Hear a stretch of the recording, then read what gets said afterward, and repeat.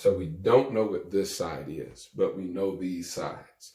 So let's go ahead, label our sides, and solve for our unknown. So the first side you always want to label is the hypotenuse. Now, 4 inches is longer than 3 inches. So it might be easy to say, oh, this is our hypotenuse. But remember, there's a whole side that we don't know how long it is. So instead of labeling the hypotenuse based on how long it is, because we don't know the length of all these sides, let's use that other trick. We're going to identify the right angle and go across from it. So if we look at our right angle and go across, we see that this is actually going to be labeled as our hypotenuse. Okay? Now we can go ahead and label our other 2 sides. Remember, it doesn't matter which side you label what. So I'm just going to do A is 3 inches, B is 4 inches. Great. All right. So now let's go ahead and write down our equation. A squared plus B squared equals C squared. Okay. Now we still have to do some algebraic manipulation. We do have C on a side by itself, but this C is currently being squared. So we're going to have to square root both sides of this equation to get C by itself. All right. So if we square root it, we're going to end up with A squared plus B squared, and that's going to be square rooted. And then if we square root our C squared, that just gives us C. Okay.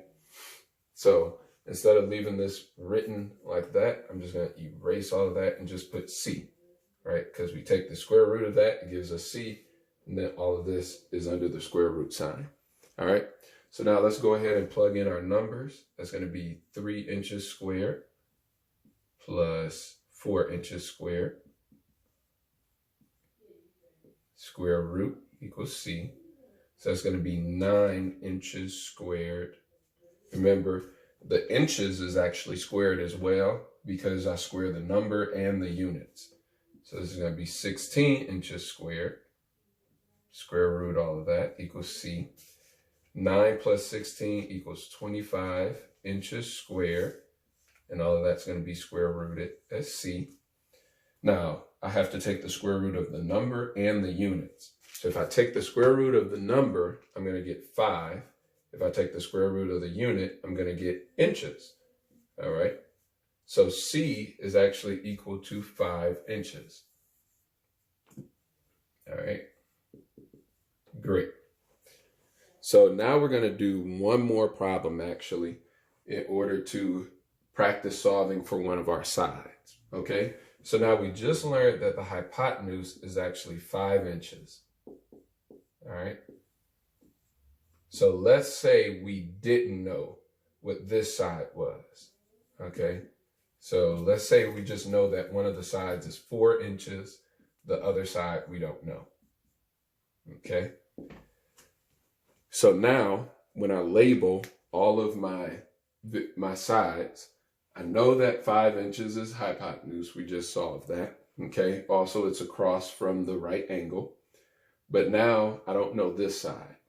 So what I'm going to do based on my rule, because I know this, I'm going to label that A.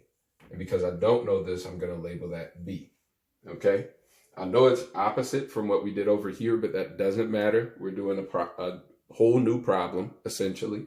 And so we treat it like a whole new problem. Okay. So now I'm solving for B, and I have all my sides labeled. So I have A squared plus B squared equals C squared. Okay. Now I need to get B by itself. So my first step, because A is being connected to B by addition, I can go ahead and subtract A squared to the other side. So that leaves me B squared equals C squared minus A squared. Okay. So that's what I'm left with. Now, in order to finish solving this problem, I know that B is by itself, but I need, well, B is alone, but it's still being squared. So I have to get that square root away from B. So I'm going to square root both sides of this equation. When I take the square root of B squared, I get B. And then I got C squared minus A squared over here. Okay. So I just took the square root of both sides, but instead of writing the square root, I just went ahead and did it. All right, that leaves me with b by itself. Okay, so now I'm good to plug in my variables. So that means b is equal to the square root of c squared, which is 5 inches squared, minus a squared, which is 4 inches squared. Okay, so that's going to equal 25 inches squared minus 16 inches squared.